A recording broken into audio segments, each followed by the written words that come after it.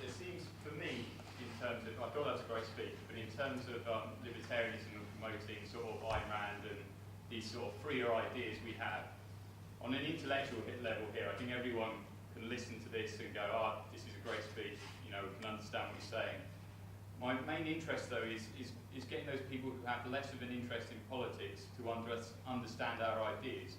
And one of the key ideas I think we have a problem with is there is a muddle, as I think you mentioned it, what we have today, this idea that we still have capitalism, when really it's just this sort of state-backed corporatism.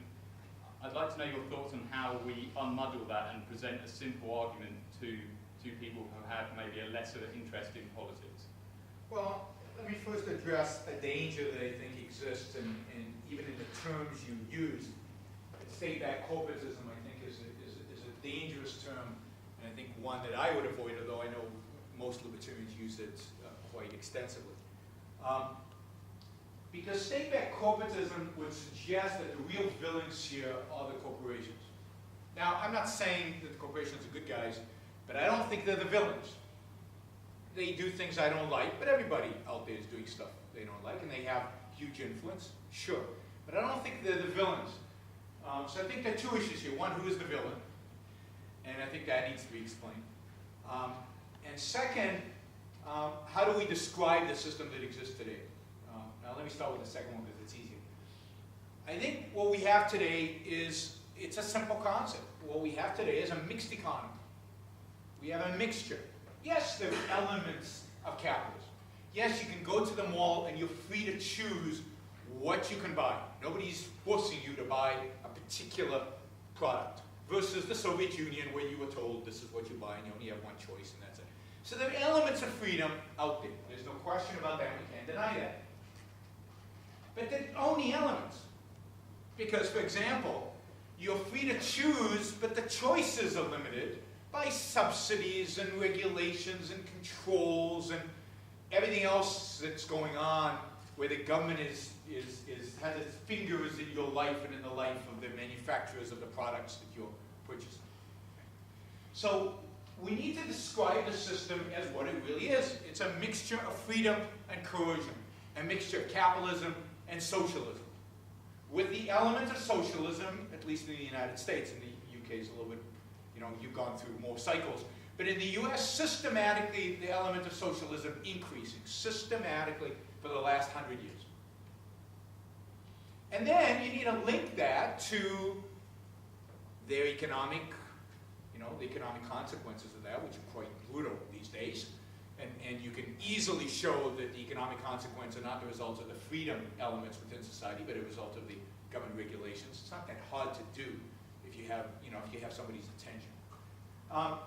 And personal freedoms, how they're going away. And you have to appeal to people's fundamental love of freedom, because I think most people do want to be free. Most people do want to make their own choices about their own lives. It's, you have to convince them that it's okay to let other people make choices about their own lives. Everybody's happy with the choices they're making. It's other people they don't trust and they want to go after. So I think you have to explain the system as it is. So, banks in the United States are, I like to say 80% government, 20% capitalism and free. And banks are the ones that collapsed, right? High tech is 80% free, 20% government, and it's doing pretty well. Not an accident. And you can show that to people.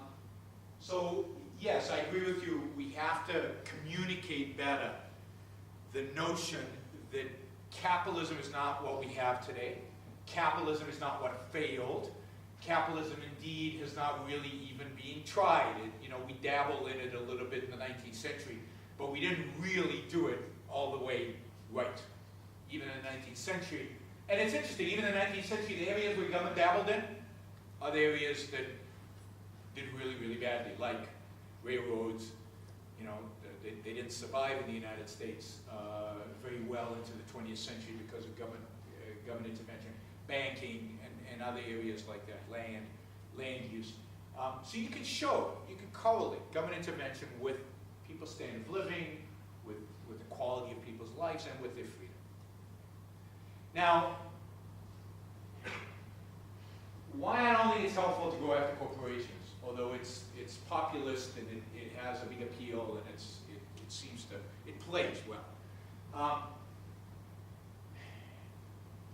Fundamentally, business, small and large, their fundamental activity is a huge value add to each one of our lives. It is a huge contributor to our ability to live well. And the left hates them. The left hates them for being businesses. They don't hate them because they're big. They hate them for making money. They hate them for the profit motive. They hate them for their very existence. They hate the idea of a corporation. They hate the idea of a business. And we need to be very careful, and to some extent the right does too, particularly if they make too much money. We need to be very careful not to play into that.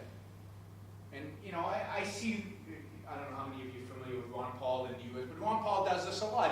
He lamblasts Wall Street, he goes after them, and he plays right into the hand of the leftists who say, you know, it's all paper shuffling, they don't do anything. But that's BS, that's just not true. They do something incredibly productive.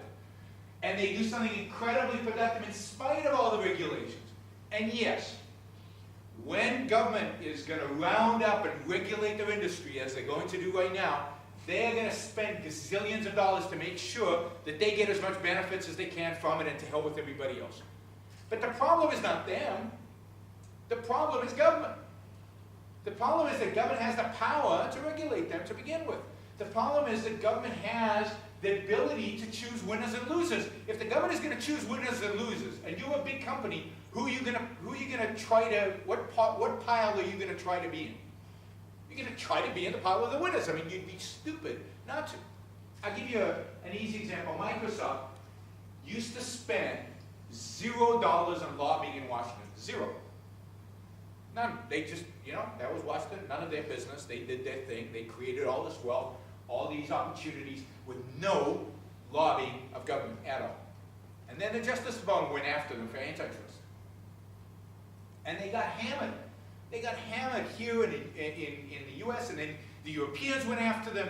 And they just, guess what? Microsoft today spends tens if not hundreds of millions of dollars lobbying in Washington. And when a bill comes up that affects high tech, and that bill is going to choose between winners and losers, is Microsoft going to spend a fortune to try to make sure that they're in the winners pile? Absolutely. And if you're CEO of Microsoft and you don't do that, you're violating the fiduciary duty towards your shareholders. So the problem is not Microsoft, or Citibank, or Goldman Sachs, you know, right? The problem is that politicians have the power to pick winners and losers. The problem is that politicians introduce bills that are going to hurt some and benefit others. The problem is the morality that allows, you know, all of this to exist. This is an intellectual philosophical debate. This isn't about I mean, let's get away from what I described earlier, this pressure group versus that pressure group. No, what ideas are driving the very existence of these pressure groups? That's what needs to be attacked. And I think when we play big business as bad business, we play into the hands of the wrong people.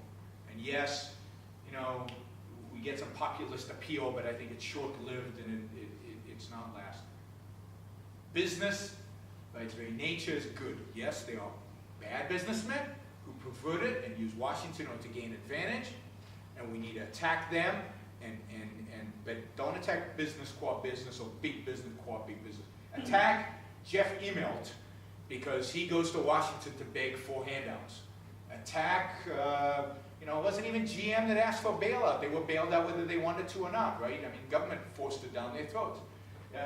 You know, attack Citibank for getting another bailout. But don't attack big business qua big business. Attack the particulars, the particular instances where they are going after. Attack the particular businessmen who are the Leslie Moochers or who are the Orrin Boyles, if you've read Atlas Shrugged. The particulars, but not as a group, because I think we do them and we do ourselves a disservice and the cause a disservice